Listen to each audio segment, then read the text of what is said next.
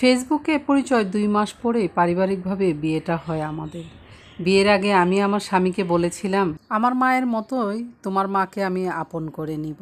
আমার তো ভাই নাই, তোমার ২ ভাই, আজ থেকে ওরা আমার নিজের ভাই। স্বামী খুব খুশি হয়েছিল সেদিন। বিয়ের পর শ্বশুরবাড়িতে যখন গেলাম, তখন নতুন বউ হয়েও সব কাজ করেছি।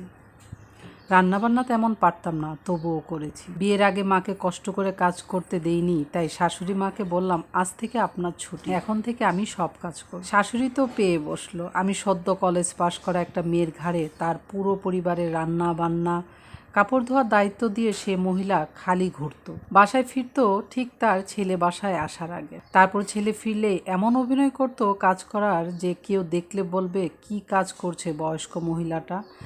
আমার স্বামী নতুন বউ থাকা অবস্থায় বলতো, আমার মা বয়স্ক মানুষ, তুমি তাকে একটু কাজে সাহায্য করলেও তো পারো। আমি অবাক হয়ে আমার স্বামীর মুখের দিকে তাকিয়ে থাকতাম।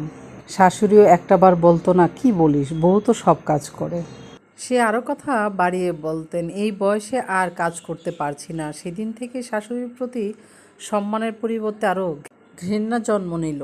আমার স্বামীর সাথেও সম্পর্ক ভালোভাবে গড়ে ওঠার আগেই নষ্ট হতে থাকলো। সারাদিন অফিস করে বাসায় ফেরার পর কাপড় খোলার আগে আমার নামে নালিশ দেওয়া শুরু করতো, তাও কানাকানি করে। আমি রুমে ঢুকলে প্রসঙ্গ বদলে দিত। ভালোবেসে বিয়ে করার নিজের মাকেও এই কষ্টের কথা বলতে পারতাম না। আস্তে আস্তে শাশুড়ি এমন পেয়ে বসে যে কাজের মানুষের চেয়েও দাম কমে যায় আমার। ওই সময় আমার স্বামী তার মামাতো বোনের সাথে সম্পর্কে জড়িয়ে পড়ে। না পারছিলাম মানতে, না পারছিলাম সহ্য করতে। তখন শাশুড়ির সাথে ঘৃণায় আর কথা বলতাম না। দিন দিন মলিন হতে থাকে চেহারা। যে চেহারায় প্রেমে পড়ে বিয়ে করেছিল আমার স্বামী, তার অবহেলায় নষ্ট হয়ে যায় সেই চেহারা। এখন ঝগড়া লাগলে স্বামী বলে, এই তুই না কইছিলি আমার মারে মাথায় তুলে রাখবি, এখন তার নমুনা।